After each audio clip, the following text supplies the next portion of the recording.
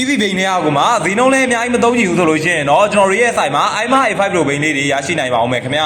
လမ်းမပေါ်မှာလူတွေငေးကြည့်ရတဲ့ EV ဆိုလို့ရှိရင်တော့ iMa A5 Pro ဘိန်းလေးကိုမမေးနဲ့တော့ခင်မီဒီဇိုင်းအမိုက်သားရှိမီဒီဇိုင်းနဲ့ luxury ဆန်ဆန်စီးကျင်သူတွေရဲ့အတွက်အကောင်းဆုံးရွေးချယ်မှုစီးရတာညင်ညောင်းပြီးမြို့ရင်းခီးတို့ခီးရှည်အသုံးပြုဖို့အတွက်အဆင်ပြေစေမဲ့ iMa A5 Pro ဘိန်းလေးကိုကျွန်တော်တို့ရဲ့9838 Edison showroom ဆိုင်ခွဲလေးကိုအခုပဲလာရောက်ကြည့်ရှုနိုင်ပါပြီခင်ဗျ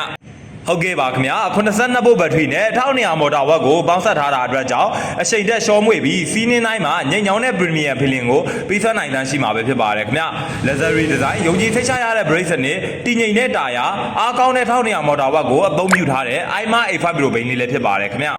ဟုတ်ကဲ့ပါခင်ဗျာကျွန်တော်တို့ရဲ့ iMa A5 Pro ဘိန်းလေးကိုကြိုက်နှစ်သက်လို့ဆက်သွယ်မြင်မြန်ခြင်းတယ်ဆိုလို့ရှိရင်တော့ကျွန်တော်တို့ရဲ့ TikTok shop ကနေဆက်သွယ်မြင်မြန်လို့ရတယ်လို့ Viber ဖုန်းနံပါတ်လေးဖြစ်ကြတဲ့3996023588 39998816နဲ့930တို့ကိုလည်းဆက်သွယ်မြင်မြန်လို့ရပါတယ်ခင်ဗျာ 38 Edison Motorcycle Showroom running to the buffet.